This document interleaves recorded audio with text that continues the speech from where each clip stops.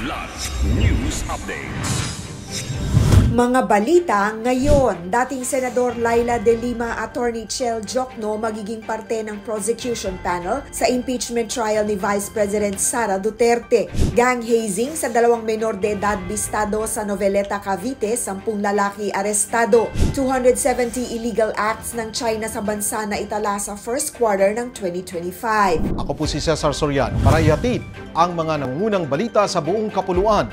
Ngayon, kinumpirma ni na dating senador at ngayoy first nominee ng ML Party List na si Laila De Lima at Akbayan Party List first nominee Attorney Chel Jokno na nakatakda silang sumali sa House Prosecution Panel para sa impeachment trial ni Vice President Sara Duterte. Ayon kay De Lima, mismong si House Speaker Martin Romualdez ang tumawag at nag-alok sa kanya ng pwesto sa panel na kanya namang tinanggap. Anya, ang kanyang desisyon ay dahil sa tungkulin at prinsipyo at bilang pagtaguyod sa katotohanan, accountability at pananaig ng batas, ano pa man ang alyansa sa politika. Sa kabilang banda, buong tapang namang tinanggap ng akbayan ang imbitasyon ng Kamara na tinawag nitong laban para sa katarungan at pananagutan.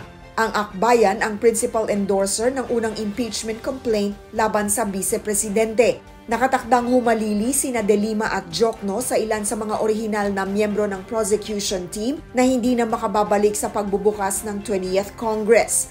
Inaasahang magsisimula ang impeachment trial matapos ang State of the Nation Address o SONA ng Pangulo sa Hulyo. Kalaboso ang 10 individual kabilang ang 4 na menor de edad sa Noveleta, Cavite matapos mahuli camp na binubugbog ang 2 menor de edad na parte umano ng initiation rites sa pagpasok sa kanilang fraternity.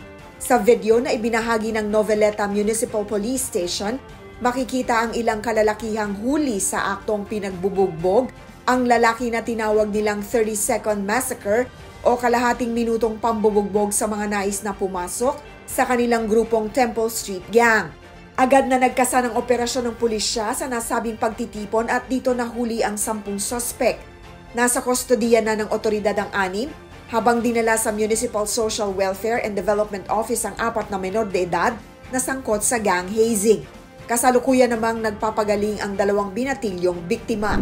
Umabot sa mahigit 270 na illegal, coercive, aggressive, and deceptive acts o ICAD activities ng China sa Pilipinas ang naitala sa unang quarter ng taon ayon sa National Maritime Council o NMC.